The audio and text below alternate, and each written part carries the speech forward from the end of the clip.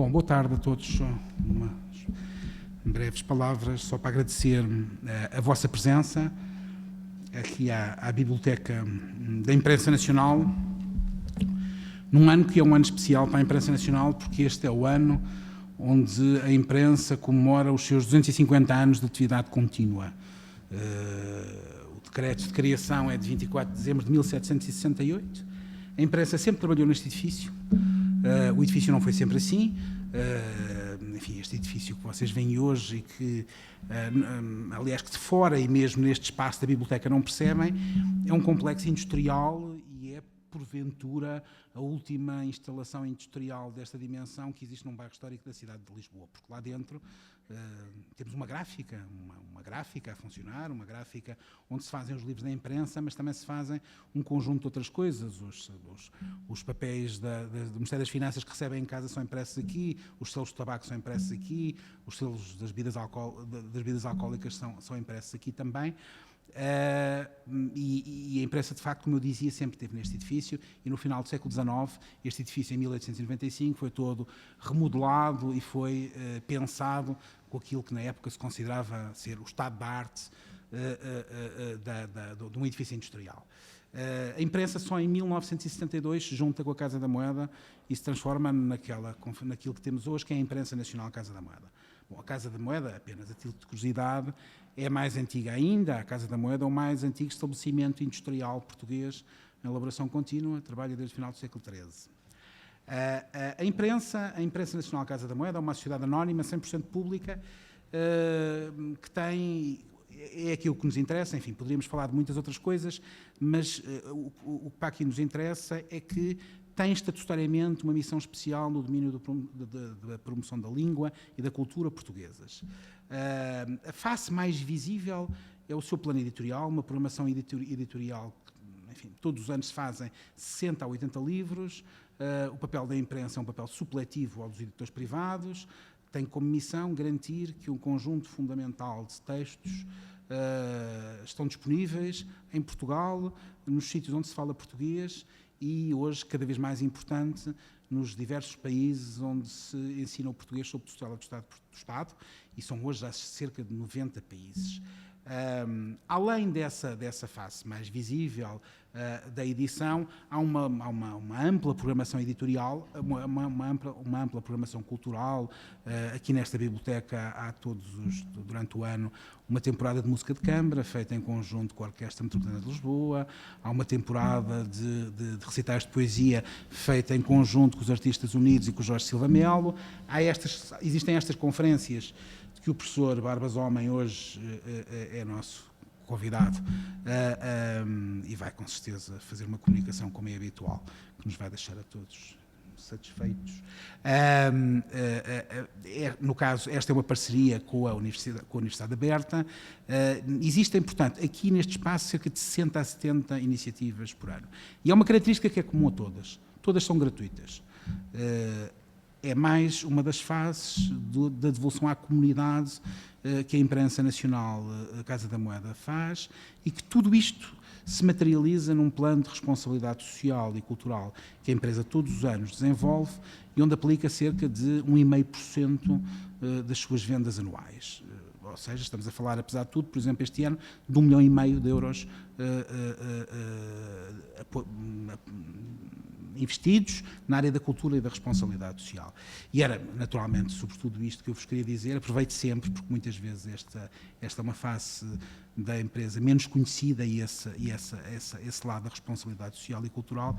E o professor José Eduardo Franco falará agora em nome da Universidade Aberta, que é o nosso parceiro nesta belíssima iniciativa, que, aliás, enfim, que pode ser ouvida, presenciada por todos os que aqui estão, mas é também transmitida em streaming e, portanto, acreditamos que poderá ser vista por muito mais centenas ou milhares de pessoas. Obrigado.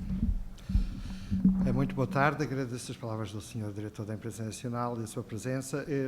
Dar as boas-vindas em nome desta parceria ao Sr. Reitor da Universidade Europeia, ao Sr. Professor Dr. Pedro Barbas Homem, para pontuar esta série de seminários, uma conferência para pensar, que vai ajudar a pensar a globalização na perspectiva do direito, o Sr. Professor Pedro Barbas Homem, uma das figuras maiores da história do pensamento da teoria do direito em Portugal,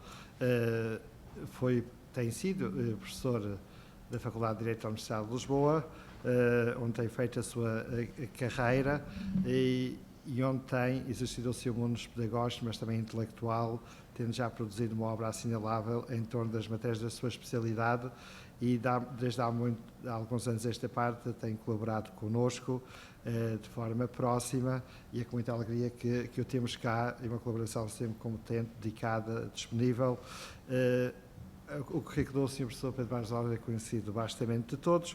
Gostava de salientar o facto de também ter estado à frente da Escola de Juízes, de ser consultor internacional de várias instituições de prestígio, de ser professor visitador de várias universidades a nível internacional, portanto, uma das nossas figuras do pensamento e da pedagogia jurídica mais respeitada a nível internacional. E agora está à frente, tem uma nova missão que assumiu recentemente, que é assumir a direção dos destinos da Universidade Europeia, que é uma universidade de dimensão internacional, e, portanto, é uma honra para nós termos nos nossos seminários, que muito nos prestigia a sua presença e agradecer de coração a sua disponibilidade para estar aqui connosco nesta véspera de feriado à tarde, cumprimentando aqueles que nos acompanham em streaming e que vão assistir a esta conferência via internet em diferentes tempos e momentos, porque a lógica destes seminários é precisamente uma lógica transtemporal. Não se assiste só agora, mas vai-se assistindo e temos verificado que a presença dos seminários no meio digital acaba por suscitar muito interesse e muita procura e, portanto, vai ser por isso as nossas conferências pretendem ser conferências marcantes desta área da reflexão. Já passaram por aqui uma pleia de figuras da primeira água do nosso pensamento, da nossa cultura das várias áreas, e hoje temos outra figura de primeira água, que é o Sr. Professor Pedro Barbas Homem, da área do pensamento jurídico, o que muito nos honra. Sr. Professor, a palavra é sua, muito obrigado. Obrigado. Primeiro, a palavra de agradecimento e de saudação à imprensa nacional, na pessoa do Sr. Diretor Duarte Azinheiro, que conheço já há muitos anos e de vários projetos, uns mais realizados do que outros, e é, sem dúvida, um momento feliz poder voltar a encontrá-lo aqui e saber que a imprensa nacional está em boas mãos. E de outro lado também, uma saudação à Universidade Aberta, também na pessoa do seu pró-reitor, e de outro lado, um cumprimento muito especial à Cátedra Infantão Henrique, que é um bom amigo, o professor José Eduardo Franco, cujos trabalhos em prol da cultura portuguesa são bem conhecidos. Por último, de projetos que muitos pensavam irrealizáveis quando as ideias foram apresentadas, como das obras completas do Padre António Vieira, ou agora, por último, as obras pioneiras da língua portuguesa, mas realizaram-se porque há alguém que se empenhou totalmente na concretização desse projeto, e por isso estão de parabéns à imprensa nacional e à Universidade Aberta por estas realizações. E espero que não se arrependam de me ter convidado para vir neste fim de tarde, véspera de feriado e fim de semana alargado, para falar de um tema numa perspectiva jurídica. Eu tinha uma conferência, mas considerando também a hora e a audiência, vou apenas transmitir por tópicos algumas das ideias fundamentais que se colocam hoje em torno deste tema, Direito e Direitos Globais, no quadro do Seminário Permanente de Estudos Globais, Investigar e Educar para uma Globalização de Rosto Humano. E, fundamentalmente, os três temas que tentarei desenvolver ao longo desta intervenção relacionam as seguintes temáticas. Em primeiro lugar, a mudança na nossa noção sobre o que é o tempo. Em segundo lugar, a nossa diferente percepção sobre o que é o espaço. E, em terceiro lugar, o modo como a percepção sobre o tempo e o espaço se conjugam numa semântica dos tempos históricos que está sempre a evoluir. Ou seja, o modo como nós nos reportamos às coisas mudam, porque muda também a nossa relação com o tempo e com o espaço. Aqueles que conversam com os seus avós, aqueles que têm os avós vivos ou que se lembram de conversar com os avós, talvez se lembrem da circunstância de eles dizerem que, sobretudo aqueles, obviamente, que viviam fora de Lisboa, que vir a Lisboa era uma aventura.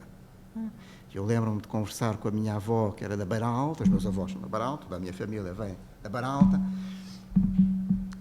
entre Gouveia, onde eram nascidos, Princesa da Serra, como ainda está esculpido na cidade, e a Guarda era uma viagem tremenda. Vir a Lisboa vinha-se uma vez por ano e, eventualmente, uma vez na vida. E a recordação da vinda a Lisboa ficava para sempre. A imagem, portanto, do país era uma imagem muito diferente daquela que, obviamente, nós hoje temos.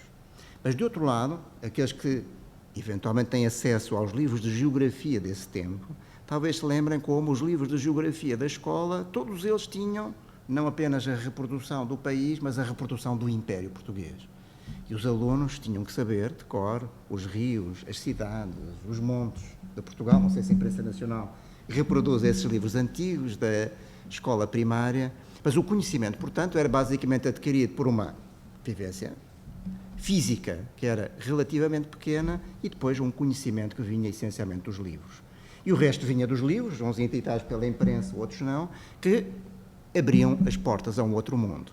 Balzac, não é? À França, Charles Dickens a Londres e à Inglaterra, Tolstói à Rússia e tantos outros escritores que, de facto, abriam, de facto, as pistas para as pessoas. E, enfim, continuando nesta evocação muito pessoal, mas que é uma evocação partilhada por muitos, os meus pais viajaram até Moçambique e tornaram-se habitantes de Moçambique e, de alguma forma, sentiram-se, para além de habitantes de um lugar, habitantes sentimentais de um outro país. E toda a minha infância foi feita também, foi vivida num país que não tinha televisão, que era também difícil viajar, não havia muitas estradas, mas em que, portanto, o sentimento de pertença, em parte, era o mesmo. E muitos, pelo menos os menos novos, também são do tempo em que chegar à Espanha era uma aventura. Era preciso chegarmos à hora que a fronteira estava aberta, levar passaportes, levar pesetas e estar preparado, de facto, para um momento único, que era atravessar a fronteira. A nossa percepção do espaço, portanto, era uma percepção física relativamente pequena e, do outro lado, uma dimensão que era essencialmente sentimental, porque vinha através dos livros, obviamente também dos filmes e já cada vez mais da televisão. Esta percepção sobre o espaço é fundamental para perceber como o mundo mudou tão dramaticamente em pouco mais de 40 anos. E o acontecimento-chave, ainda hoje, na verdade, muitos historiadores não sabem como situá-lo. Foi a queda do Muro de Berlim, foi outro acontecimento que marca essa entrada numa nova era. Os historiadores, que habitualmente pensam em termos da chamada gramática de Brodel, a longa durée, a longa duração, têm muita dificuldade em entender estas mudanças rápidas. E os sociólogos, que trabalham muito também com o conceito de estrutura ou equivalentes, também têm essa dificuldade de lidar com processos de mudança rápida. E quem percorrer os livros de sociologia dos nossos dias, ou for à Feira do Livro, enfim, também aberta nestes dias, vai verificar que multiplicam-se os livros que designam de forma muito diferente a época que estamos a viver. Pós-modernidade, modernidade tardia, a era da incerteza, a era do vazio, a era da globalização. Mas depois muitos adiantam coisas que já têm que ver com o direito, a sociedade de risco, a sociedade da rede e outros para tentar caracterizar a época onde vivemos. Mas saber exatamente quando entramos nessa nova época, que ainda não é consensual saber como se vai chamar, isso não sabemos. Sem dúvida que percebemos que a idade contemporânea já terminou, que já estamos em algo a que falta o nome, ou pelo menos a que falta consensualizar o nome. E aquilo que vou tentar agora referir é o modo como esta dificuldade em designarmos a coisa, de alguma forma, tem origens históricas. E essas origens históricas e histórico-jurídicas demonstram, de alguma forma, que este problema do nosso tempo, da sociedade do risco, da incerteza, da rede, etc., de alguma forma já foi partilhada por gerações anteriores. Quando começou, então, a globalização? Quando percorremos os livros dos historiadores e dos sociólogos, e nomeadamente daqueles que se debruçam sobre as questões jurídicas, nós verificamos que, para muitos, há uma primeira globalização evidente. Uma primeira globalização que coincide com os descobrimentos, com as viagens de Cristóvão Colombo, de Fernão de Magalhães, de Vasco da Gama, de Pedro Álvares Cabral e outros. Essas viagens, portanto, trouxeram um alargamento do espaço. Obviamente, esta interpretação de que há um alargamento do espaço assenta naquilo que hoje, por vezes de forma negativa, outras vezes não, é chamada uma concepção eurocêntrica. Para os europeus, o espaço foi alargado com essas novas descobertas. Mas, de facto, e nós ainda vemos isso hoje, não é? Os planisférios, ainda hoje, aqueles que são impressos na imprensa nacional, sem dúvida, ainda hoje colocam no centro do mapa a Europa. E para nós é bom, obviamente, é reconfortante sabermos que a Europa continua no centro do mundo, nesta concepção, portanto, genericamente dita eurocêntrica. Mas, portanto, o mundo da primeira globalização é este mundo que implicou, por sua vez, novas questões trazidas para o direito. É a época da fundação dos primeiros grandes teóricos daquilo que os autores da época chamaram o direito das gentes. De um lado, os autores católicos, como Francisco de Vitória e Francisco Soares, cujo aniversário se assinalou, o aniversário da morte se assinalou recentemente, autores com uma projeção extraordinária no mundo católico, e autores que, do lado protestante, Gentile e Grócio, em especial, foram autores que pensaram também a mesma problemática, agora numa perspectiva também religiosa. Mas é também a época onde esta necessidade de repensar a mudança dá origem a um conjunto de conceitos que ainda hoje nós achamos banal, se não tivermos a curiosidade de verificar que são conceitos que nascem precisamente nesta época. O conceito de Estado, em primeiro lugar. Portanto, o conceito de Estado designa esta realidade nova dos príncipes que querem ser superiores na sua própria terra, para usar a expressão da época, que querem, portanto, não depender de terceiros na esfera externa e, de outro lado, querem construir um poder que não dependa dos grandes senhores feudais. O conceito de Estado está, portanto, relacionado com o desaparecimento do feudalismo. Voltarei mais à frente a esta temática, porque muitos sociólogos, sugeridos também por esta analogia, falam de uma época de um regresso, de alguma forma, a uma espécie de novo feudalismo. Mas, portanto, o feudalismo, de alguma forma, vai terminando, e vai terminando mais depressa na Europa Ocidental, por questões jurídicas que têm a ver com a implementação do direito romano, mas vai terminar, portanto, no mundo dos Estados, e Jean Bodin vai acrescentar um outro conceito que ainda hoje é utilizado e hoje está em crise, o conceito de soberania. A sociedade internacional, a sociedade a que se reporta este novo direito, o direito das gentes, é uma sociedade construída para a figura dos Estados soberanos. E, portanto, no vocabulário da época, esta primeira globalização traz três grandes ideias e três grandes conceitos: Estado, soberania, comunidade internacional de Estados soberanos.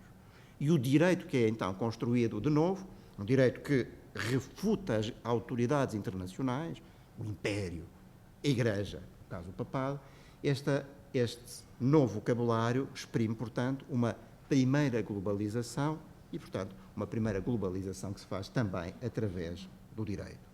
E um direito que tem um conteúdo, dou apenas estas pinceladas, um direito que tem um conteúdo para a guerra justa, um direito que tem um conteúdo para o direito de comércio, para os tratados internacionais e que é objeto de uma construção que tem um enorme impacto, em especial do lado católico. Ou seja, alguns dos grandes pensadores que nós encontramos aqui em Portugal e em Espanha, também em Itália, mas é fundamentalmente em Portugal e em Espanha, e em especial em pensadores jesuítas, são os grandes pensadores, não apenas nas grandes questões antropológicas, sociais, culturais que a primeira globalização traz, mas nas respostas jurídicas a essas mesmas questões. Questões como a do estatuto dos povos indígenas, questão da escravatura e tantos outros que são objeto de um tratamento não apenas filosófico e moral, mas também jurídico. E é em grande parte esta herança que é transmitida nos séculos seguintes. Portanto, a construção de um grande edifício intelectual, visto de um lado do ponto de vista jurídico, mas visto também, e agora 2 minutos, do ponto de vista político. E do ponto de vista político, ainda hoje, o diálogo entre juristas e políticos é difícil, porque é difícil as respostas a questões podem ter mais do que uma, de facto, identificação do ponto de vista jurídico e do ponto de vista político. O século XVI denominou a resposta política a estas mesmas grandes questões como razão do Estado.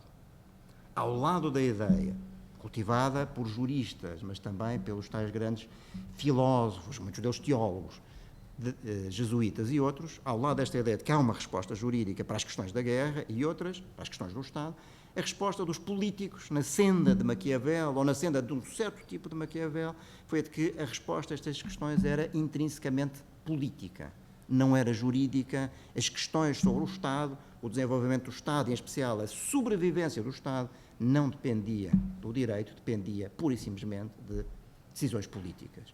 E a principal missão do político era assegurar a sobrevivência do Estado, de preferência fazê-lo mais forte, mais alto, evitar a sua decadência.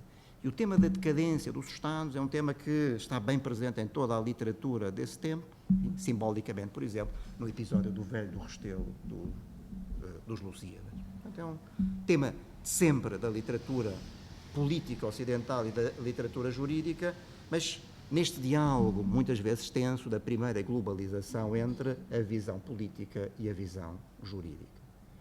Uma segunda globalização vai emergir na sequência das revoluções liberais e, em primeiro lugar, das revoluções atlânticas. Portanto, a independência dos Estados Unidos e, depois dos Estados Unidos, a independência dos vários países colonizados da América Latina vão trazer, na verdade, a necessidade de repensar estes conceitos-chave que tinham surgido na primeira globalização.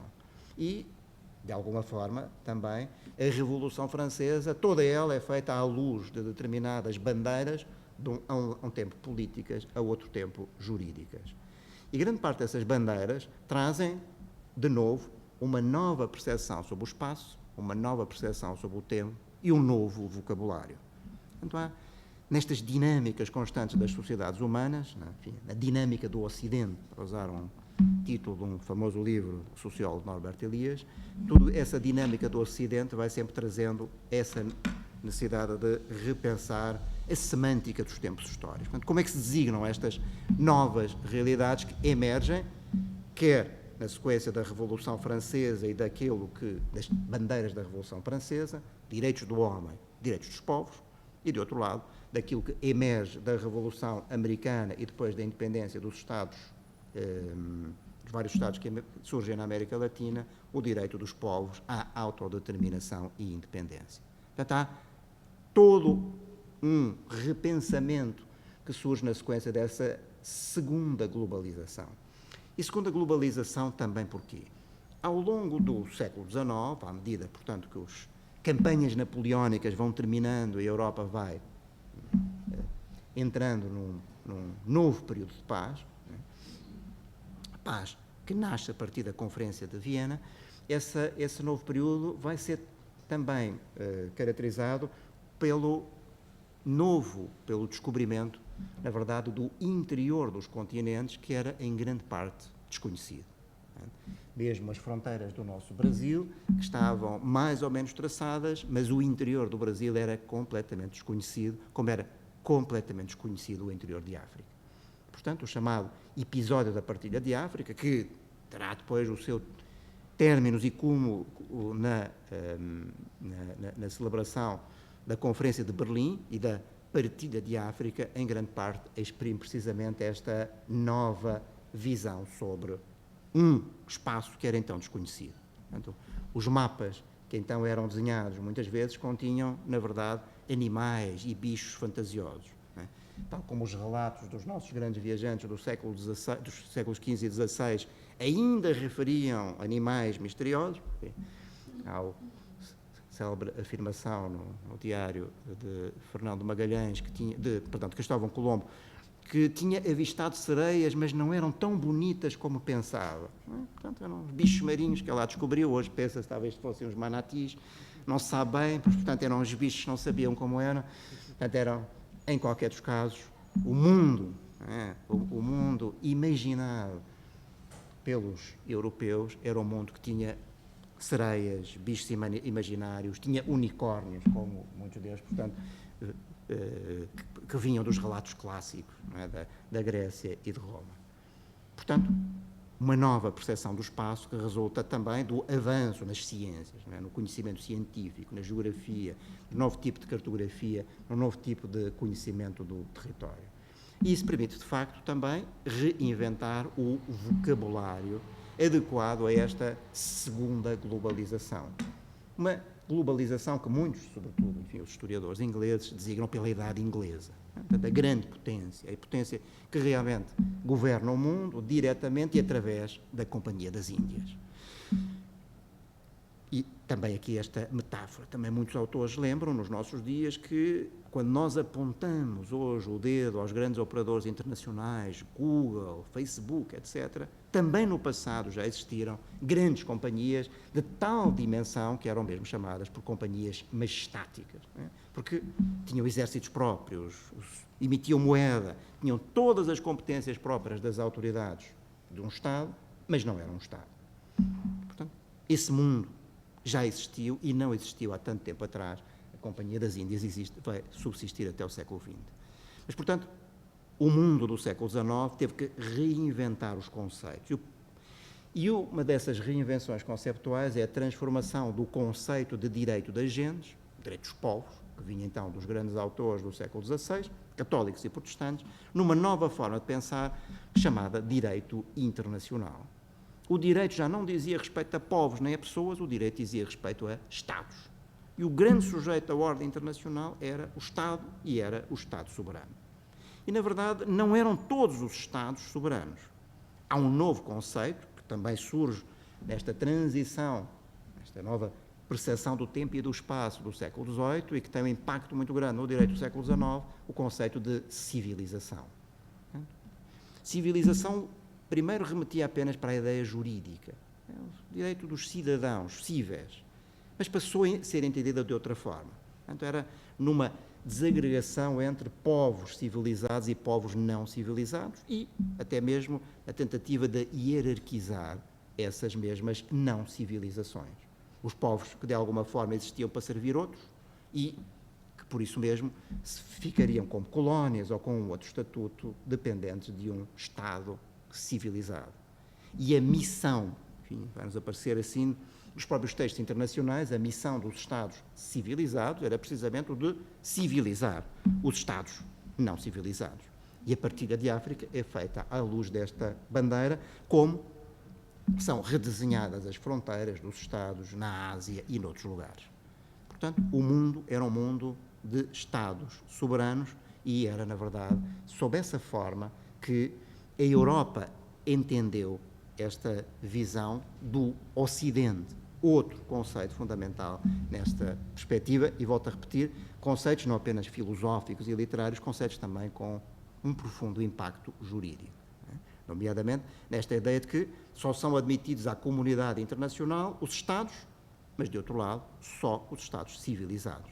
E havia, portanto, um barómetro, uma possibilidade de medir o grau de avanço civilizacional para saber se era possível fazer um tratado de paz com um determinado Estado, ou um tratado de comércio, ou se um cabo subterrâneo, das invenções dos telégrafos e outros, podiam passar por um determinado lugar. Mas o século XIX, de outro lado, não é apenas o século dos Estados. É também o século de grandes invenções. Portanto, é o século que descobre a proteção dos direitos de autor e dos direitos de propriedade industrial. Permite que os autores deixem de estar nas mãos dos seus editores e possam reivindicar os seus direitos de autor. E o que é muito relevante nesta construção de um novo modelo de sociedade internacional, que já não é só dos Estados, é que se fundam grandes sociedades de direito internacional, dedicadas precisamente à proteção dos autores, direitos de autor. dedicada à proteção dos inventores, proteção das patentes, ou dedicadas a outros temas que começam a tornar-se temas fundamentais numa Europa e num mundo que, por causa do capitalismo, é também mais globalizado no plano económico. Um novo direito rodoviário, um direito ferroviário, um direito, quando começam a aparecer os aviões, um direito do espaço. Portanto, tudo isso resulta das necessidades e do avanço da civilização técnica. Portanto, os avanços da técnica tiveram que ser completados por um avanço do direito e, de outro lado, na medida em que cada vez mais só fazia sentido que as regras, por exemplo, sobre a distribuição do correio fossem internacionais, com a criação, não é característico do século XIX, de uniões. A União Postal, a União Automóvel e muitas mais, para resolver estes problemas de articulação dos direitos de diferentes Estados, países e povos. Mas a bitola continuava a ser esta ideia do Estado e do Estado civilizado. E é em grande parte esta ideia que é transmitida para um acontecimento marcante na história, que é a Primeira Guerra Mundial. Nós hoje utilizamos a palavra globalização, mas hoje está também demonstrado, eu queria agora percorrer os papéis para descobrir essas datas, o conceito-chave no século XIX, enfim, para designar um fenómeno, ou pelo menos a percepção desse fenómeno no século XIX, era o conceito mundial. Nascem as exposições mundiais. Nós recordámos agora recentemente a exposição da Expo, enfim, é recordar que em meados do século XIX surge esta expressão: literatura mundial, exposição mundial, comércio mundial e outras. Portanto, a expressão mundial, que não era do uso comum, passa, portanto, a popularizar-se para designar, para exprimir certos fenómenos em concreto, como, por exemplo, este fenómeno de realizar uma exposição mundial. Portanto, a mundialização do mundo, a palavra, eu dizendo, a língua-chave, a língua, de alguma forma, o inglês do século XIX era o francês, era a língua culta, enfim, a língua de Balzac, era a língua que todos os nossos escritores conheciam e utilizavam, era a língua da diplomacia, era a língua franca do século XIX. E, portanto, a mondialização é, portanto, um marco nesta ideia que, em qualquer dos casos, essa mundialização fazia-se com esta divisão muito clara do mundo civilizado e do mundo não civilizado. E os manuais de história do tempo preocupavam-se, enfim, seguindo esta tal herança que vinha do século XVIII, em descrever a história das civilizações, greco-latina e outras, cuja história era agora objeto de um estudo muito atento e, nomeadamente, de uma instituição que hoje, enfim, para muitos está a chegar ao fim, mas para outros, espero que não, que são os museus. O grand siècle, para usar a expressão francesa para designar o século XIX, era, portanto, também o de visitar os museus para encontrar aí os vestígios dessa antiguidade greco-latina e, de outro lado, para encontrar aquilo que merecia ser conhecido por todos no fenómeno da mundialização. Todo esse mundo, aparentemente, terminou naquilo que muitos escritores do Círculo de Viena e de Praga designaram como o suicídio da Europa na Primeira Guerra Mundial. E esta Guerra Mundial trará, por sua vez, consequências dramáticas para a Europa. Foi o fim dos grandes impérios e significou, de alguma forma, o fim da Idade Europeia. A grande potência que emerge são os Estados Unidos, grande parte, todos os impérios europeus vão sussurrar e a Europa, como é sabido, vive num impasse que vai terminar, de novo, tragicamente, na Segunda Guerra Mundial. No final da Primeira Guerra Mundial, em qualquer dos casos, há um novo vocabulário que emerge, expressando de novo esta ideia de que mudanças no tempo e no espaço trazem sempre novos vocabulários. E um dos vocábulos que aparece é o vocábulo humanidade. Portanto, o termo humanidade aparece de alguma forma para descrever esta visão de um mundo que já não é só um mundo centrado na Europa, é um mundo centrado, na verdade, no próprio mundo, centrado na humanidade. O século XX, como é sabido, é também o século das grandes, o século bestial, como por vezes aparece em muitos historiadores. A ainda hoje o inventário dos mortos por decisão humana permanece sob um forte escrutínio. Mas muitos dizem que entre o período de 1914, início da Primeira Guerra Mundial, e 1989, morreram mais de 230 milhões de pessoas por decisão humana. E nestas decisões humanas estão as guerras, guerras civis e os genocídios.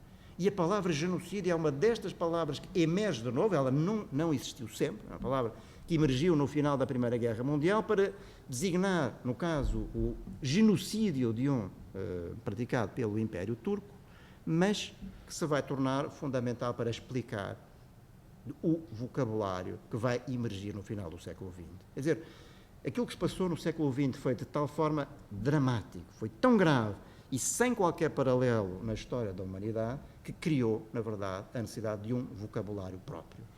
Crimes contra a humanidade, como vêm a ser designados no período da guerra, e base para a acusação e depois para os julgamentos de Nuremberg e de Tóquio. Património da humanidade. Portanto, a humanidade como sujeito de direitos, tudo isso é um fenómeno que só é possível também nesta transformação lexical, mas, de outro lado, numa consciência cívica de que o final, aquilo que se tinha passado no século XX, no trágico século XX, não se podia repetir. Portanto, é um pouco esta nota. Há uma nova globalização e é a globalização pelos direitos do homem. Um grande filósofo e teórico do direito, italiano, Norberto Bobbio, classificou a era que se abre em 1948, com a aprovação da Declaração Universal dos Direitos do Homem, por a era dos direitos. Na teoria, a Declaração Universal dos Direitos do Homem vinha, se quisermos, num pacote mais vasto. É um verdadeiro Bill of Rights, portanto, Carta de Direitos Fundamentais, que deveria ser aprovada pelas Nações Unidas. Por razões políticas, ou seja, de novo pelo triunfo da razão do Estado, não foi possível aprovar logo, na sequência da Segunda Guerra Mundial, uma Carta de Direitos. E a estratégia foi aprovar um documento simbólico, a Declaração Universal, não tem valor jurídico, exceto nos países que deram valor jurídico, como é o caso da Constituição Portuguesa, mas que tem um valor essencialmente simbólico. E a Carta dos Direitos do Homem, portanto, marca, na verdade, o advento de uma nova era. Na verdade, recuperando muitas coisas que tinham vindo a ser pensadas desde décadas anteriores. Muitos dos textos que surgiram a seguir à Primeira Guerra Mundial, na verdade, já evocavam esta necessidade. Portanto, nós vamos comemorar agora, em 2019, o aniversário da fundação da OIT, Organização Internacional do Trabalho.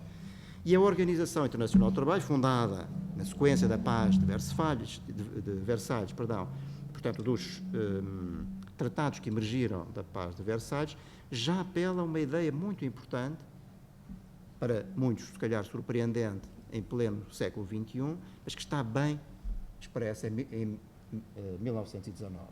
É de que a paz só é possível num contexto de uma justiça, e essa justiça tem que ser uma justiça internacional. E por isso, a Organização Internacional do Trabalho colocou na agenda, como hoje nós costumamos dizer, colocou na agenda dos direitos do homem esta ideia da necessidade de uma justiça laboral como base para a paz. Recuperando, na verdade, ideias que eram próprias dos tais tratadistas do século XVI do direito das gentes. A paz, para esses autores, não era o contrário da guerra, era outra coisa, era a paz pela justiça. Só a paz pela justiça é que seria a verdadeira paz. E essa é a mensagem que ficou esquecida também pelas conturbadas circunstâncias da Europa no período entre as duas guerras, era essa a mensagem fundamental da OIT. Portanto, a ideia de uma paz pela justiça laboral, proteção das crianças, proteção das mulheres, horário de trabalho, proteção daqueles que, por exemplo, em muitas das colónias europeias eram objeto de trabalho escravo, trabalho forçado e outros tipos de abuso. Tudo isso está nesse documento fundamental, no entanto, posto em crise pelas próprias circunstâncias da Europa e do mundo pós-Primeira Guerra Mundial. Enfim, aquilo que muitos chamaram um tempo de véspera, um tempo de profunda crise que, de alguma forma, é tragicamente marcada pelo advento de Hitler ao poder e, enfim, pela sua governação ditatorial a partir de 1933. Portanto, Segunda Guerra Mundial, como é sabido, É o período também dos genocídios, dos diferentes genocídios, quer o genocídio dos judeus, quer, a expressão é discutível, mas lembram-me do livro que foi aqui também lançado pelo professor José Eduardo Franco sobre o Holodomor, portanto, o genocídio do povo ucraniano também durante esse mesmo período. Portanto, o livro negro do comunismo enumera, mesmo se é discutível, são discutíveis as estatísticas, mas enumera, portanto, muitas desse passivo trágico do século XX. Mas, portanto, esse passivo trágico trouxe também os grandes idealistas, aqueles que achavam que a resposta a esses problemas partia e teria que exigir uma nova forma de pensar o direito e a sociedade. E, portanto, é a época do nascimento de organizações como as Nações Unidas e depois todo o que hoje é designado o Sistema das Nações Unidas, portanto, as organizações setoriais das Nações Unidas, da Unesco, a Organização Mundial de Saúde, ao Banco Mundial, o sistema é muito vasto, até às organizações regionais, como o Conselho da Europa e, mais tarde, como as Comunidades Europeias. Ao nível europeu, sentiu-se a necessidade de replicar o mesmo modelo e levá-lo mais longe. Portanto, o Conselho da Europa é a resposta à crise europeia e à necessidade, de alguma forma, de criar dentro da Europa uma Europa sem guerras.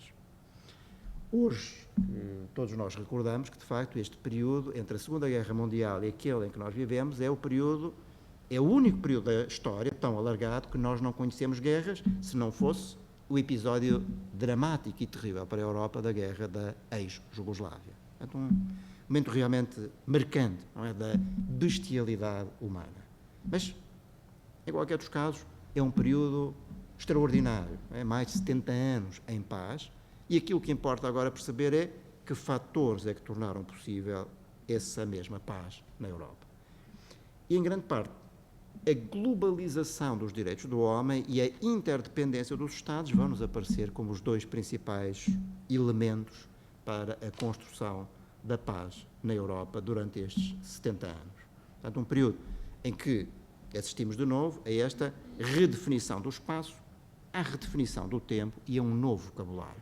A redefinição do espaço por força de algo que já estava implícito, na verdade, no final da Primeira Guerra Mundial, mas está explícito na Carta das Nações Unidas, a descolonização. Portanto, a reprovação do conceito de civilização como base para a distinção do estatuto jurídico dos Estados. E, portanto, a Carta das Nações Unidas proíbe-o, abre as portas para a descolonização, e é isso que, na realidade, acontece com, em qualquer dos casos, ritmos muito diferentes. E sabemos também que essa história da descolonização é uma história, também ela, pontuada por episódios trágicos. A independência da Índia, a sua partição entre a Índia e o Paquistão, é um episódio dos mais dramáticos da história pós-Segunda Guerra Mundial, como depois a partição do Bangladesh é também outro episódio dramático na história mundial. Tal como, se a guerra colonial foi um episódio dramático na história portuguesa, a independência dos Estados africanos foi, de novo, um episódio dramático para estes povos.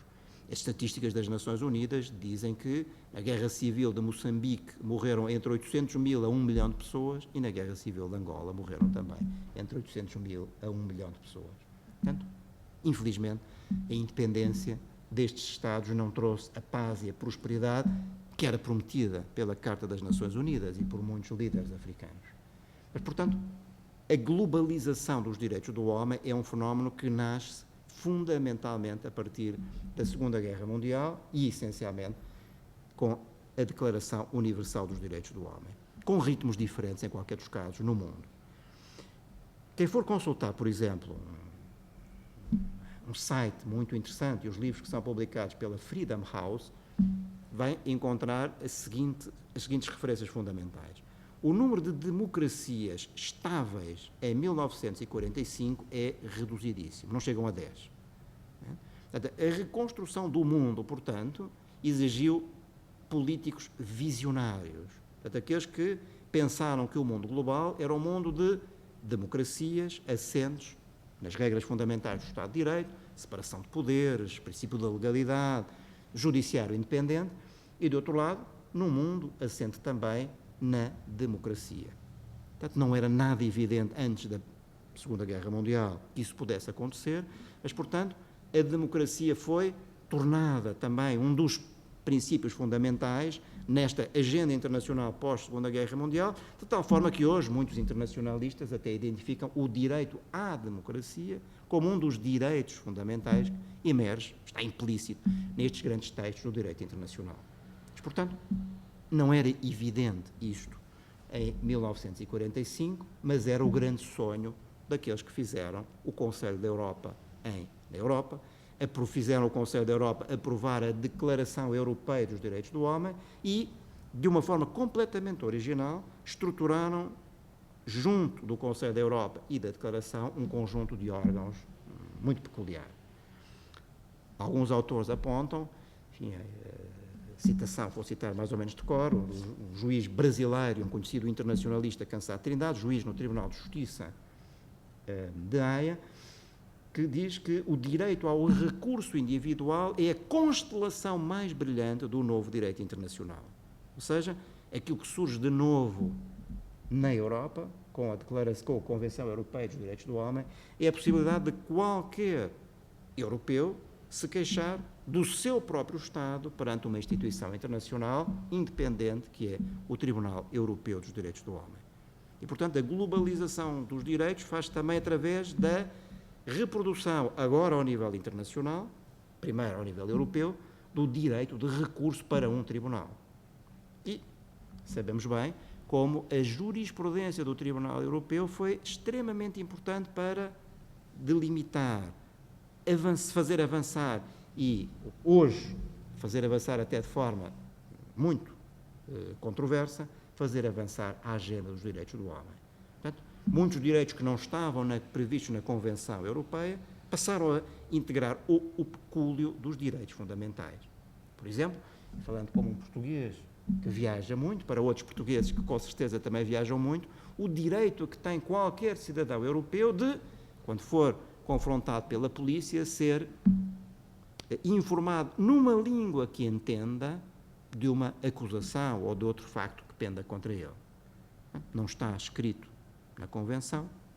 Um outro exemplo, falando aqui também para educadores, tema muito sensível, pessoas que se queixaram ao Tribunal Europeu de que os seus Estados, no caso cidadãos ingleses, não proibia castigos corporais nas escolas. E o Tribunal Europeu, numa decisão que ficou célebre, veio dizer que os castigos corporais nas escolas eram contrários à dignidade humana e não podiam ser admitidos no contexto do Conselho da Europa, portanto, da Convenção Europeia dos Direitos do Homem.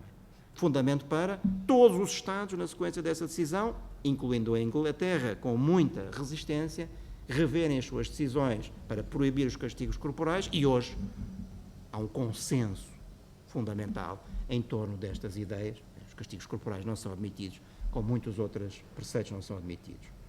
O que há de novo nisto? Aquilo que um grande jurista francês caracterizou como o direito posto a correr.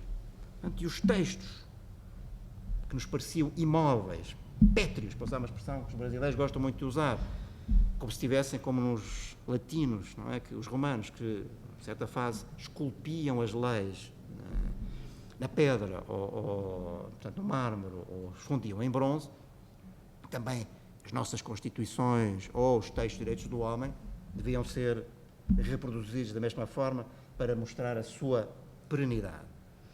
O que o tempo mostrou foi uma coisa bem diferente e inesperada, de alguma forma, para quem estava no início destes processos. É que, à medida que eram criadas instituições como o Tribunal Europeu dos Direitos do Homem e equivalentes, à medida também que a democracia vai avançando noutros continentes, mais importante o continente americano, o que se verificou é que esta jurisprudência era cada vez mais ativa, cada vez trazia mais direitos. E, ao nível nacional, encontrávamos perante o mesmo fenómeno. Portanto, muitos direitos que estavam previstos nas Constituições e que eram depois revistos, interpretados, aditados por parte dos tribunais constitucionais e de outros tribunais superiores. Portanto, é um pouco este fenómeno de um direito que se pôs a correr que nós estamos a viver. Este era, portanto, o estado de coisas em 1989, quando cai o Muro de Berlim. E a queda do Muro de Berlim é um acontecimento de uma repercussão extraordinária nas sociedades, nos Estados e nos povos. Portanto, ainda hoje, felizmente, o Conselho da Europa pode dizer com todo orgulho que é a única instituição que continua a ter no seu seio todos os Estados europeus, incluindo alguns frequentemente condenados nesse mesmo tribunal, como é o caso da Rússia ou da Turquia. Mas é excelente que estejam lá. Os ingleses várias vezes ameaçaram que também iam deixar o Conselho da Europa, mas também, felizmente, continuam. Portanto, estas instituições internacionais são fundamentais para instituir um grande diálogo europeu, que é outro dos fenómenos essenciais neste processo de globalização. E foi sempre uma das grandes preocupações dos grandes teóricos destes fenómenos, na verdade, antes da Primeira Guerra Mundial e antes da Segunda Guerra Mundial. Portanto, os juristas que prepararam estes textos sempre pensaram que era preciso criar instituições onde o diálogo se pudesse institucionalizar. As Nações Unidas, com a sua Assembleia Geral. Ora, sabendo que o órgão decisório das Nações Unidas não é a Assembleia Geral, é o Conselho de Segurança, é a razão do Estado. O Conselho da Europa, o lugar fundamental do diálogo entre os europeus, ou, ao nível da União Europeia, também essa possibilidade de um diálogo aprofundado. E hoje, portanto, a nossa percepção do espaço foi mudando também por isso. A União Europeia, com, em especial para os países que fazem parte do Acordo Schengen, o desaparecimento das fronteiras, o turismo universal, portanto, os protocolos Erasmus, que são de uma extraordinária importância para a formação da ideia de uma verdadeira consciência europeia. Tudo isso, portanto, no espaço de uma ou duas gerações. Portanto, o fenómeno da globalização, se quisermos, tornou-se tão evidente que hoje já não se utiliza, às vezes com muita tristeza dos nossos colegas franceses, a expressão mondialização, mas utiliza-se a expressão globalização americana. Portanto, caracterizando então este mundo, não é, de interconexões globais, onde, ao contrário dos nossos avós que não conheciam e nunca tinham vindo a Lisboa, nós hoje, através do Google e do Google Maps, podemos até saber que cabanas existem no deserto do Saara ou outro lugar.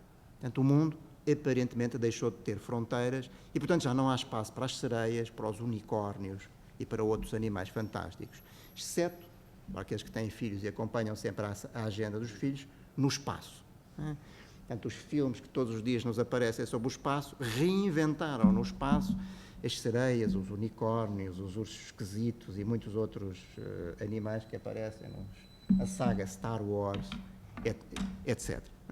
Mas, portanto, aparentemente o mundo globalizado já não tem fronteiras sentimentais.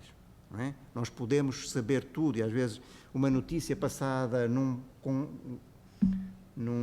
sítio longínquo do globo chega mais depressa do que a notícia que se passa no nosso bairro, que se calhar nem é notícia. Não é? Portanto, de alguma forma nós regressamos ao célebre dito de Essa de Queiroz, na cidade de As Serras, que de Paris nos vinham as notícias velhas e de Tormes nos vinha o vinho novo. Não é? Portanto, o mundo alterou-se radicalmente e, na verdade, está a alterar-se radicalmente. Essas alterações, vou tomar aqui mais 5 minutos, estas alterações são alterações que não têm paralelo noutros momentos históricos. E, por isso, aquilo que historiadores e cientistas gostam de ter, distância em relação aos fenómenos observados, imparcialidade em relação aos fenómenos, torna-se impossível.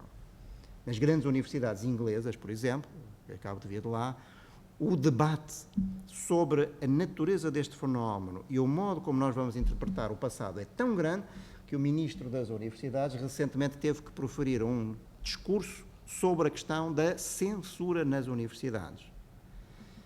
Que numa universidade inglesa, né, pátria dos direitos humanos, da democracia e da liberdade de expressão, o assunto seja tão sério que leva um ministro a pronunciar um discurso sobre censura, mostra bem a gravidade daquilo que estamos a assistir. Não é apenas a destruição daquilo que já foi chamado o cânon ocidental, o cânon literário, então, agora bem descrito e bem escolhido nas obras pioneiras da língua portuguesa. Não é? Identificação de um cânon é sempre uma tarefa de uma enorme complexidade e de uma enorme seriedade. É muito difícil, não é? Identificar as obras realmente que nós consideramos clássicas numa determinada literatura ou que nós consideramos clássicas para um determinado tema. Mas hoje, de alguma forma, a desconstrução de todas as perspectivas, de todas as narrativas que nós tínhamos, está em curso. Não é? E por isso, alguns autores dizem mesmo que nesta era da globalização, a grande característica é desaparecimento das grandes narrativas. Não é? Sou frontalmente contra esta ideia, mas fica apenas esta nota. Do ponto de vista jurídico, portanto, esta era da globalização trouxe desafios extraordinários. O desaparecimento das fronteiras físicas entre os Estados europeus, de alguma forma, vai de par com o desaparecimento de outro tipo de fronteiras para os negócios. Toda a nossa discussão atual, por exemplo, sobre o estatuto jurídico e sobre o impacto até fiscal de grandes multinacionais como a Google e outras, mostra bem a dimensão deste fenómeno. Portanto, muitas das, para não dizer, a maioria das companhias que estão cotadas na nossa bolsa não têm sede em Lisboa, têm sede noutro país, basicamente a Holanda. Portanto, o mundo financeiro deixou de ter fronteiras. E para muitos, esta financiarização da economia, portanto, a importância cada vez maior dos fluxos financeiros, é também o reflexo de uma outra revolução no plano económico a que estamos a assistir. No plano jurídico, no entanto, nem tudo vai mal. Muitas vezes, nós, quando abordamos fazemos um balanço da globalização no plano político e jurídico, falamos sobretudo das Nações Unidas e da sua incapacidade para atuarem em alguns dos grandes conflitos que estão a ocorrer no mundo. E, quem for ver o mapa desses grandes conflitos, para além da Síria, que nos aparece todos os dias, iria encontrar outros. O Congo, enfim, em eterna guerra civil, o Iémen e outros países. A ideia que agora é nova e que é extraordinária do ponto de vista histórico e filosófico é não só a ideia de que pode haver ingerências na autodeterminação dos Estados, como há um dever da humanidade de intervir nesses casos. Ou seja, não apenas nós não temos que ficar de braços cruzados a ver países a serem devastados por ditadores sanguinários ou outros, mas pelo contrário há um dever moral da humanidade intervir e há um dever jurídico dos Estados intervirem nessas matérias. E isso é um avanço extraordinário, porque significa o recuo de um outro grande princípio, que era, e de alguma forma, o conteúdo da própria ideia de soberania, que é o da autodeterminação de um Estado. E, portanto, a impossibilidade do outro Estado se ingerir nos seus assuntos internos. Portanto, a possibilidade de haver uma ingerência por motivos humanitários é notável. O que fica, de alguma forma, também como marca negativa neste fenómeno é que estamos a assistir de novo neste jogo da realpolitik da razão do Estado, é a emergência de novos poderes. Portanto, quem for ver os relatórios da Freedom House e outras entidades internacionais a esse nível, vai verificar esta dificuldade de encontrar voluntários para atuar estas boas ideias como o dever de ingerência humanitária. É fácil para nós, e continuando em ilusões literárias, enfim, recordando o Mandarim do Essa de Queiroz, é fácil para nós carregar numa campainha, não é, e acontecer alguma coisa noutra parte do mundo. Mas para que haja essas intervenções humanitárias é preciso que alguém se sacrifique, jovens soldados, a intervir ao abrigo das Nações Unidas, capacetes azuis, nesses grandes teatros de guerra, seja a Síria, seja outro lado qualquer. E é isso que nós, se calhar hoje, a Europa hedonista, não quer. Não é? Achamos que isso é para outros, em especial para os Estados Unidos. E a transferência de poder, matéria que não vou ter tempo para entrar, e nós estamos a assistir, está a fazer com que hoje, também, obviamente, por interesse próprio, por calculismo, as entidades que estão cada vez mais interessadas em atuar são aquelas que se vão tornar, e já são, na verdade, grandes protagonistas da cena internacional, a Rússia e a China. Portanto, estamos a assistir a uma mudança, sem nos apercebermos, uma mudança da cena internacional, onde, para além da globalização, as sombras estão a acontecer, ou o conjunto de sombras está a atuar para alterar a ordem internacional do futuro. Mas, em qualquer dos casos, um balanço é muito positivo também ao nível setorial.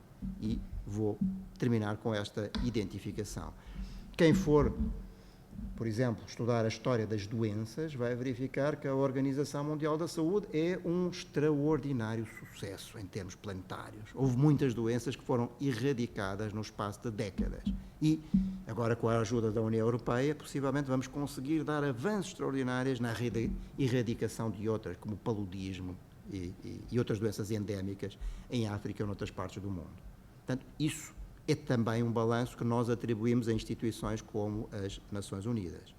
A proteção do património cultural, os avanços extraordinários na educação, também são atribuídas à Unesco.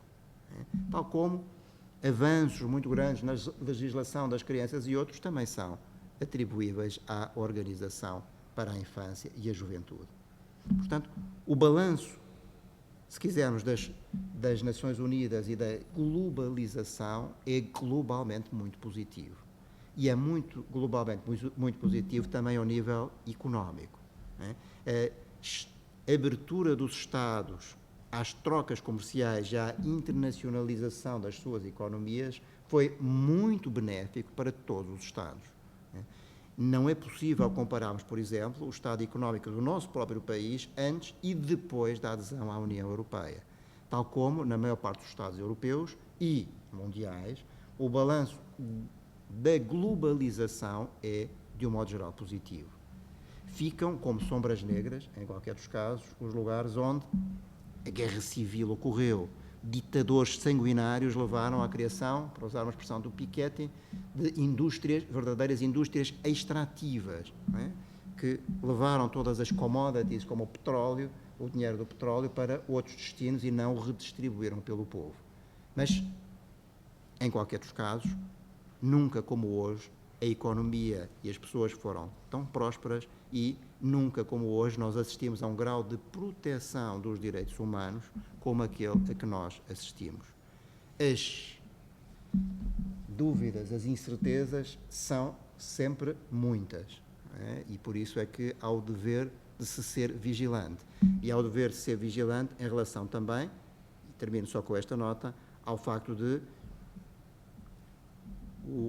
as instituições são sempre o fruto de uma cultura. E de outro lado, são atuadas por pessoas. E, portanto, o fator humano e a fragilidade cultural vão continuar a ser com os fatores com que todo este modelo pode claudicar.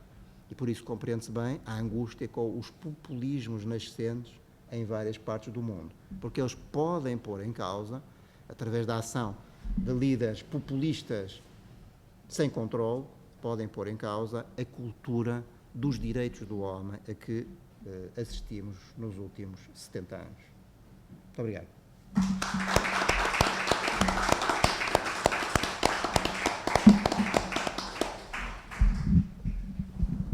Muito obrigado, Sr. Professor Pedro Barbas Homem, por esta extraordinária conferência de síntese. Realmente é preciso ter um grande saber para dar esta visão tão englobante e tão interessante sobre o direito e globalização. E agora abro o debate para quem quer fazer alguma questão, alguma pergunta, algum comentário. Senhora Professora Rosa Sequeira.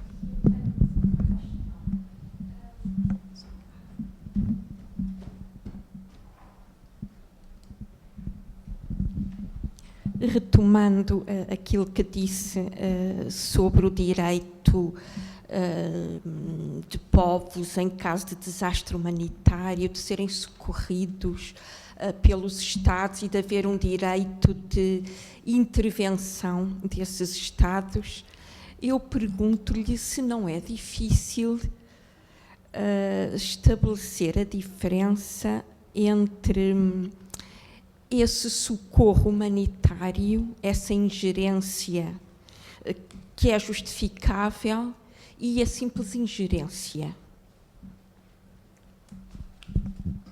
Não sei se fui clara.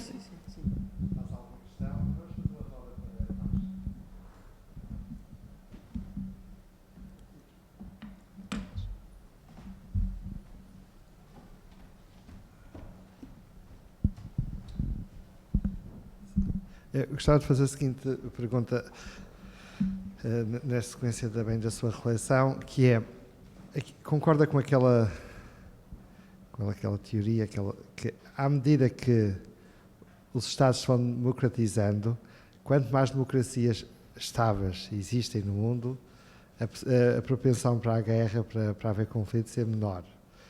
Concorda com esta perspectiva? Quanto mais existe uma cultura democrática, de regimes democráticos eleitos legitimamente, que a possibilidade de haver guerras entre Estados democráticos é muito mais exígua, essa possibilidade é muito mais rara do que entre Estados estruturados por outros regimes. Os estudos da paz, ou para a paz, são estudos, e depois deixarei para o fim a questão da intervenção e da ingerência humanitária. Os estudos para a paz são um tema, sobretudo relevante a partir do século XVI, não é? Com a obra de Erasmo e René, não é? Portanto, dará origem à ideia dos irenistas. E do século XVI, e de Erasmo e de muitos outros autores do seu tempo, virá, no fundo, esta visão de que o principal motivo, o principal fator que poderia obviar às guerras é a instrução. Portanto, no fundo, resumindo também num tópico, povos instruídos não fazem guerra entre eles. Então, a guerra é um assunto para os brutos, não é? Para a estupidez, para a loucura. Não é? Por isso, quem for ler muitos dos livros destes autores, dos humanistas do século XVI, vai encontrar constantemente este tema, não é? Da sabedoria, da aprendizagem, da loucura, da bestialidade e da necessidade, no fundo, de haver instruções de instituições que procedam à instrução. Portanto, a fundação das escolas, a razão de estudar dos jesuítas, entre muitos outros fatores, também foram pensados como instrumentos fundamentais para a paz. E não apenas para a paz no sentido global, mas também para a forma como se fazia a guerra. Não é? Porque a guerra é sempre feita por pessoas. Não é? Hoje, cada vez mais, e infelizmente é feita à distância, carregando um botão e por drones. Mas, em qualquer dos casos, alguém carrega no botão e alguém carrega no drone que vai vai provocar a morte ou a destruição noutro sítio qualquer. Mas, durante séculos, a guerra foi combatida por pessoas, face a face. O conhecimento das regras da guerra, por exemplo, respeitar as mulheres, respeitar as cidades, proporcionalidade na guerra, exigia que as pessoas soubessem ler e escrever, ou pelo menos compreendessem as regras da guerra. E por isso, a ideia de instrução torna-se fundamental por si, mas também por este motivo.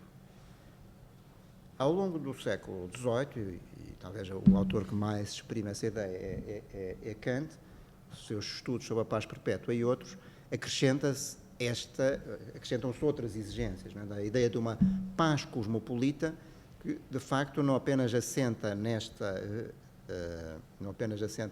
preocupação com a instrução das pessoas, mas também na ideia de que a paz perpétua, que não seja a paz dos cemitérios, é por aí que começa o livro, tem que assentar numa justiça partilhada por todos, portanto, uma justiça cosmopolita, e daí virão expressões como as Nações Unidas e outras que ainda hoje nós utilizamos. Esta visão kantiana, portanto, não é uma visão... Kant não era um democrata, enfim, não estava isso em causa. Mas virá, sobretudo, dos autores do século XX, esta ideia e este reconhecimento, aquilo que na literatura das relações internacionais norte-americanas chamada a perspectiva idealista, de que não há guerra entre democracias. E por isso há como que uma exigência moral dos Estados Unidos de levar a democracia a todo o mundo, porque a democracia é um bom regime, é o único regime aceitável, mas de outro lado, se todos os regimes forem democracias, os Estados Unidos deixarão de ser de ter que ser polícias do mundo, e de outro lado não haverá guerras entre democracias. E de facto os estudos mostram que não há guerras entre democracias. Portanto, empiricamente nós sabemos que não há guerras entre democracias. Mas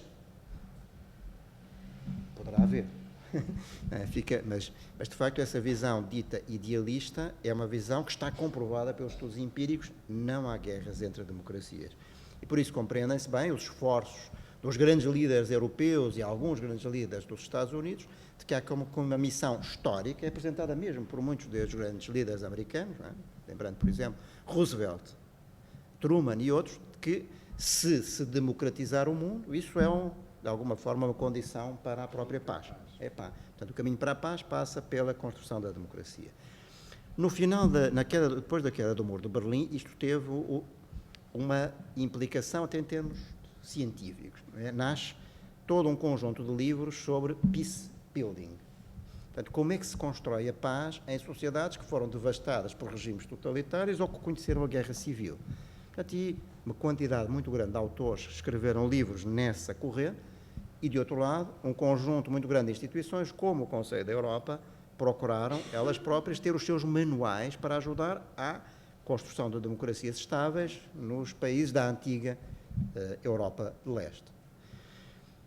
E, de outro lado, procurou-se também a democratização dos Estados africanos e de outros que tinham vivido, por exemplo, guerras civis dramáticas, como aconteceu no Congo, em Angola e muitos outros lados.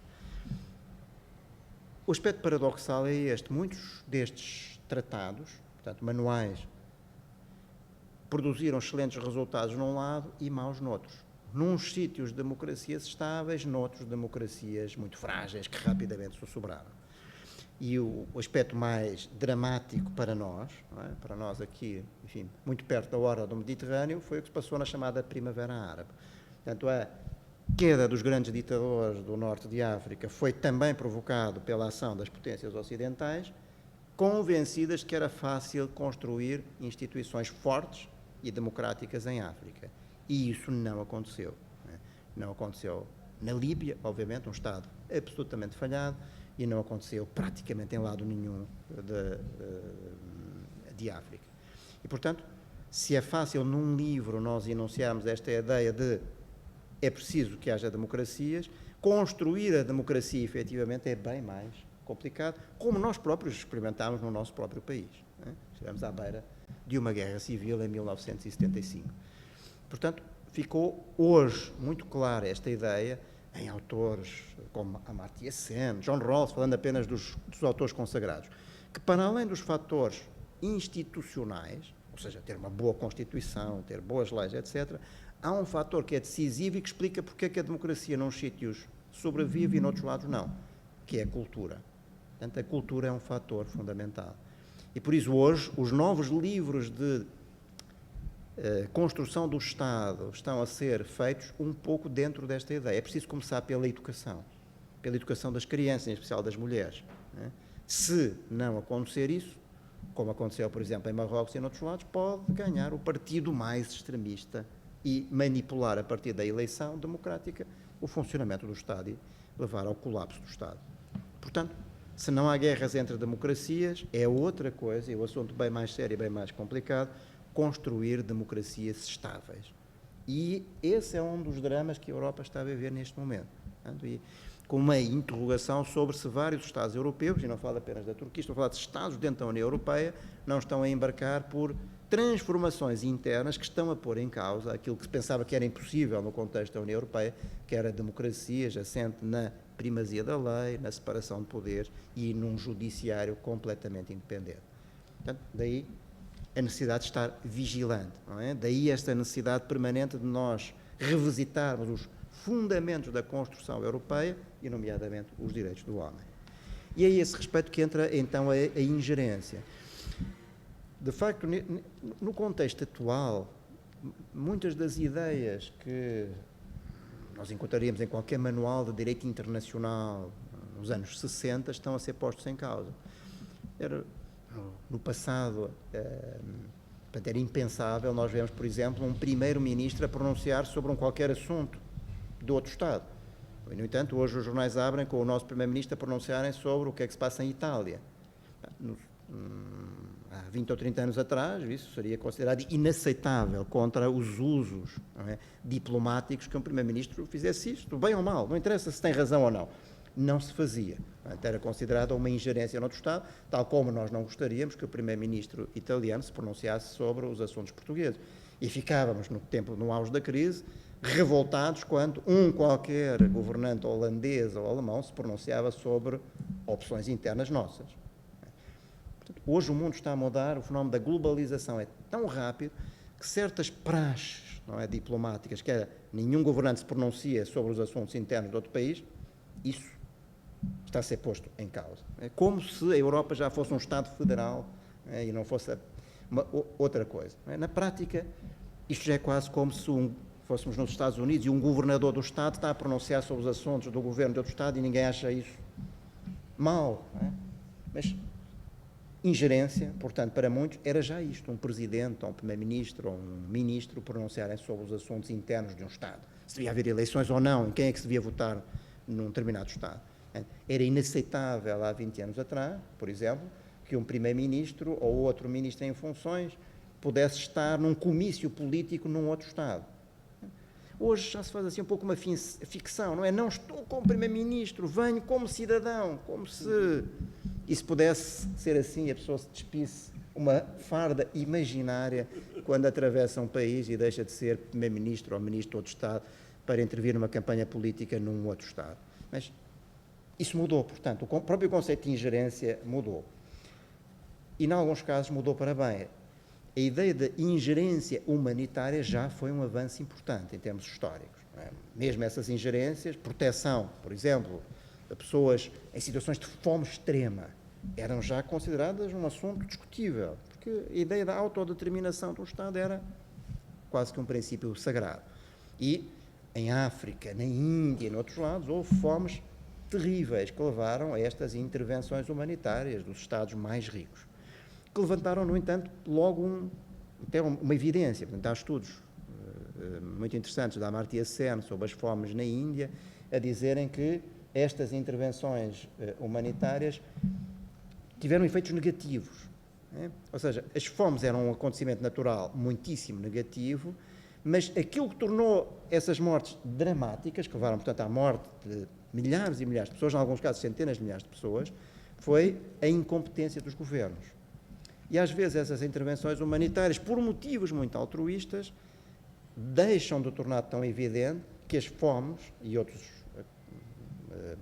acontecimentos dramáticos ocorrem por incompetência das autoridades nacionais e não apenas por causa da calamidade. Como sabem, nós tivemos esta discussão ainda recentemente para Portugal acerca dos incêndios. Portanto, estes acontecimentos, e é natural, nós discutimos numa sociedade pluralista e aberta, discutirmos estes temas. A ingerência humanitária, portanto, é uma coisa bem diferente da ingerência e pode caracterizar-se apenas por este tipo de ofertas. Ofertas de alimentos é o exemplo mais clássico. A oferta dos bons ofícios dos Estados para mediar, por exemplo, nas situações de guerra civil. Portanto, tudo isso são exemplos de possíveis ingerências. Aquilo que é realmente novo e que ainda não está suficientemente expresso em tratados internacionais é o dever de ingerência por motivos humanitários. Portanto, não apenas a possibilidade de haver uma intervenção por efeitos humanitários, que mostra a importância do conceito de humanidade, mas a ideia de que, para além disso, há um dever moral e até mesmo jurídico de intervir. Dramaticamente, a Europa viveu estes debates, hoje estamos a colocá-los como os mandarins acerca da Síria e de outros lados, mas viveu-os na guerra da Jugoslávia. E foi incapaz de atuar. Portanto, foi a intervenção da NATO e dos Estados Unidos, num conflito que ameaçava eternizar-se e, na verdade, generalizar-se nos Balcãs, que fez parar a guerra. Um conflito e uma intervenção ainda hoje questionada. Se alguns dos generais sérvios e outros militares foram levados ao Tribunal Penal Internacional, de outro lado, os próprios Estados Unidos foram acusados por esses generais sérvios de violar as regras das Nações Unidas de não ingerência. Portanto, a matéria, do ponto de vista do direito internacional, continua complexa e a precisar de uma definição. Mas, sobretudo, o que é um grande avanço é haver já um consenso, não é? Chamamos a estas situações que exigem ingerência e que essa ingerência é justificada. Falta-nos agora a arma, que é dizermos, essa ingerência não é só um direito dos povos que estão a sofrer essas calamidades, é um dever da humanidade. E isso, quer dizer, perante aquilo que está a acontecer na Síria, no Darfur ainda, no Congo e noutros lados, é que é realmente a conclusão difícil de tirar. Tem uma pessoa que está-nos a seguir para o stream e que mandou uma pergunta. Desde qual nós agora criámos esta possibilidade de quem nos acompanha também perguntar. É a doutora Susana Alves.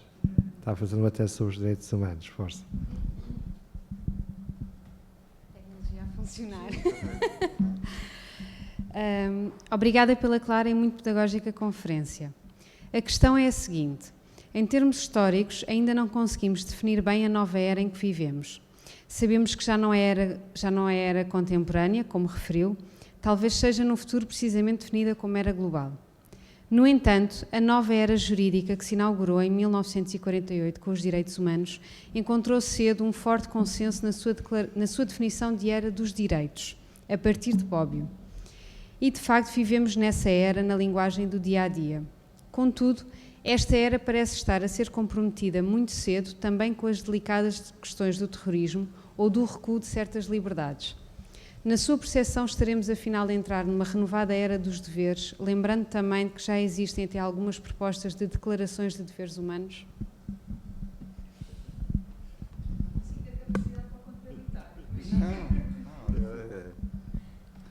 Eu próprio já enunciei esse tema, não é?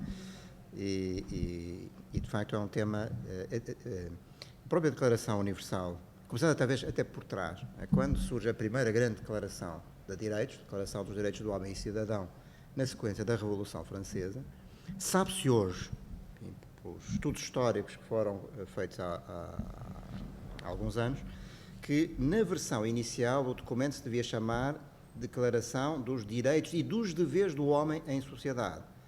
E depois, nestes tempos em que não há imprensa, não é? As coisas correm manuscritas, alguém abreviou e pôs só Declaração dos Direitos do Homem e do Cidadão e esqueceu a sociedade e os deveres. Mas o tema dos deveres nunca ficou esquecido e o próprio Bobbio dedicou grande parte do seu trabalho a ele, e eles estão referidos na Declaração Universal dos Direitos do Homem. De alguma forma, mas isso seria motivo não para uma conferência, mas para um curso, toda a visão ocidental e cristã, estou a dizer coisas controversas hoje, mas que não eram controversas há uns anos atrás, mas, portanto, todos os pensadores que escreveram a Declaração Universal dos Direitos do Homem, basicamente autores cristãos, eram autores que tinham bem presente a matriz jusnaturalista cristã de que não há direitos sem deveres. Mas naquele momento o consenso era sobre os direitos. Os grandes debates, se alguém tiver curiosidade, no site das Nações Unidas estão hoje digitalizados os debates em torno da preparação da Declaração Universal dos Direitos do Homem, e podemos acompanhar essas discussões. Portanto, o que é que disseram os delegados de outras partes do mundo que não a Europa? Líbano e outros lados, o que é que eles disseram sobre a proposta de convenção e, nomeadamente, sobre a omissão dos deveres nos próprios textos. Alguns países africanos achavam que se devia ter ido bem mais longe na declaração dos deveres, em especial dos deveres no contexto da família.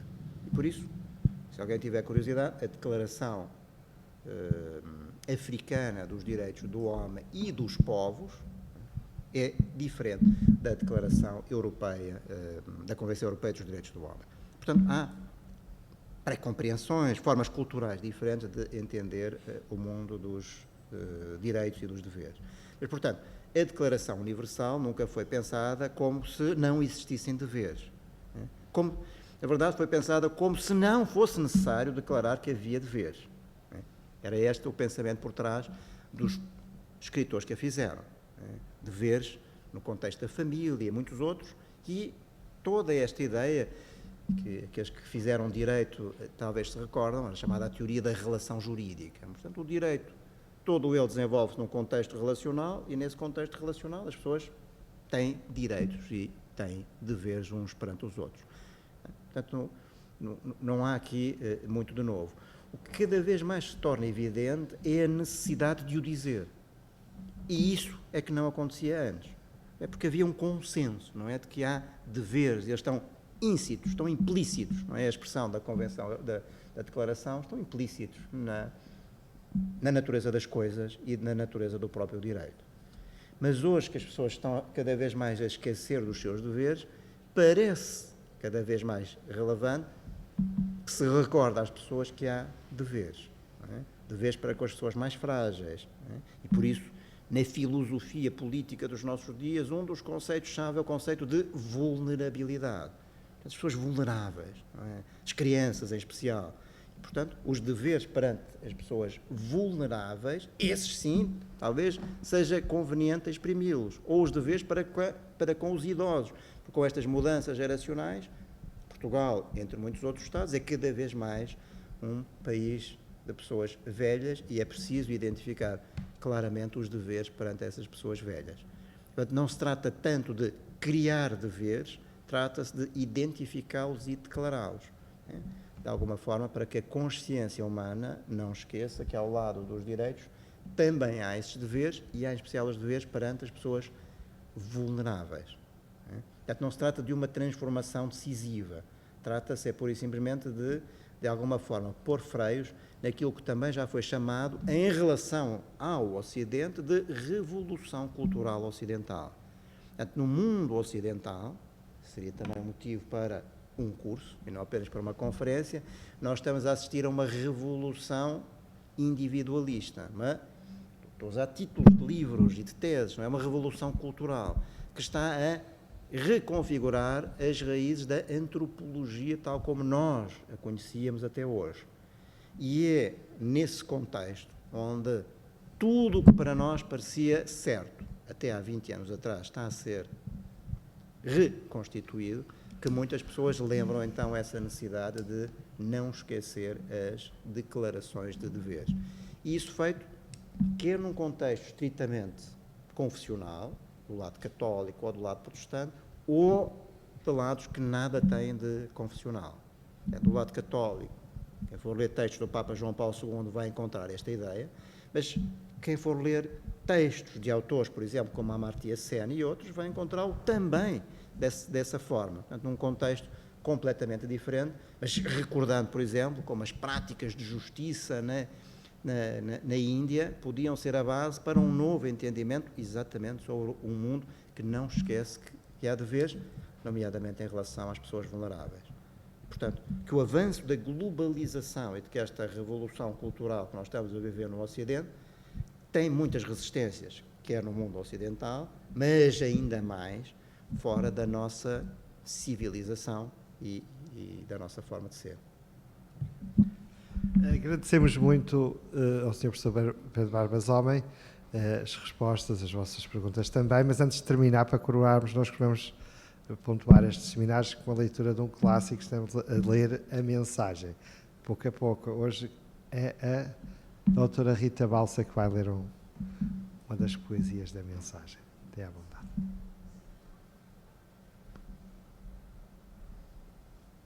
E hoje já não em livro, que está mal, não é? A mensagem num telemóvel. Estamos na casa dos livros. Tinha que dizer, não era? Exato. É uma mensagem ecológica. Mensagem terceira parte. O Bandarra. Sonhava anónimo e disperso o império por Deus mesmo visto, confuso como o universo e plebeu como Jesus Cristo. Não foi nem santo nem herói, mas Deus sagrou com seu sinal, este cujo coração foi, não português, mas Portugal.